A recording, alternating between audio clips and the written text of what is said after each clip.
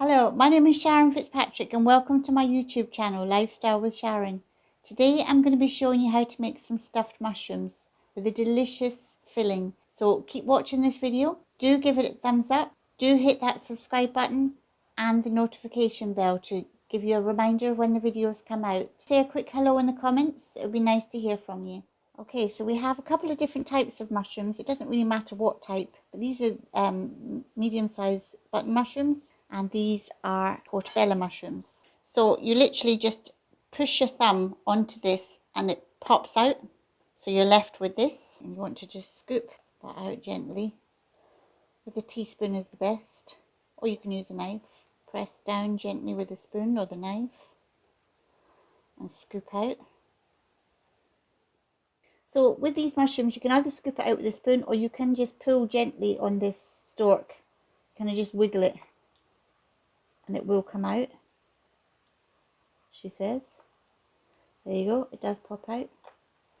Some are a bit more difficult than others, and then you would just scoop out the middle. You can just leave it like that, but if you scoop it out a bit, then it does give you that little bit more space to fill it. Gently push down and then just scrape very gently.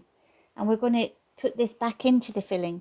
So I have here some bacon, and I've chopped some onions up nice and small, and I've also over here just steamed some potatoes. You can boil them of course, but I always like to steam my vegetables.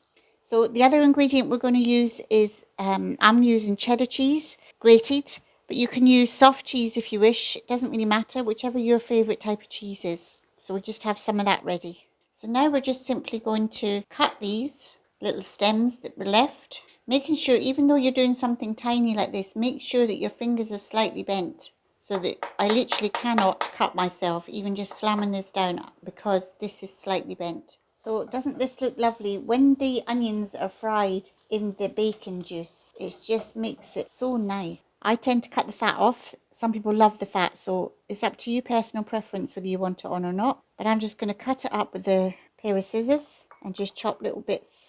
So into a bowl, we're going to put our potatoes and just cut them up with a spoon. You can mash them if you want. You can season it with a bit of salt and pepper. Then we're going to add some mushrooms in. We're going to add our fried onions. There's all different things you can do with your mushrooms, and I'd love to hear in the comments what kind of fillings that you might have tried.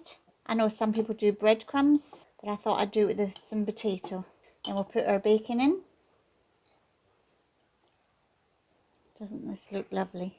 If you love your mushrooms, you'll love this. And then we'll put some cheese in. And I've kept some cheese behind just to put it on the top. As I said, you can use whatever cheese you like, but I tend to use cheddar cheese because that's my favourite. This particular cheddar cheese is the red one, but you can have white or red. So now we're going to get our mixture.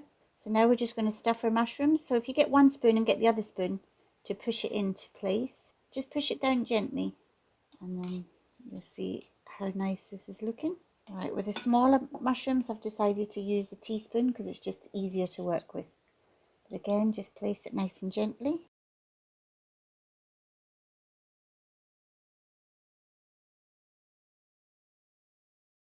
You can fill them up quite liberally. I've got plenty of mixture.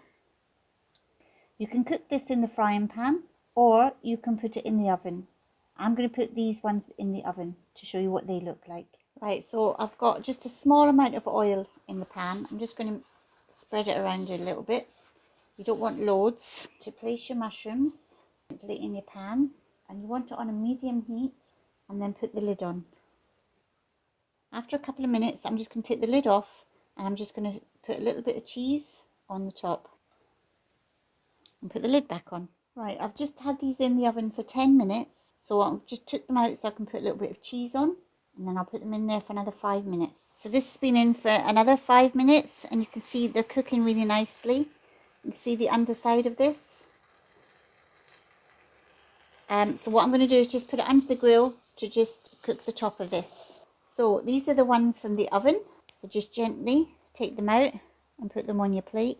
Now these would make a perfect starter, or you can have them for lunch, or serve them with some chips or vegetables if you wanted a dinner. You don't have to put the cheese on the top, but I like them with the cheese on the top. Okay, so this is the fried ones. So they do look slightly different. They're a bit drier than the ones in the oven, but they're both just as delicious. Look at that.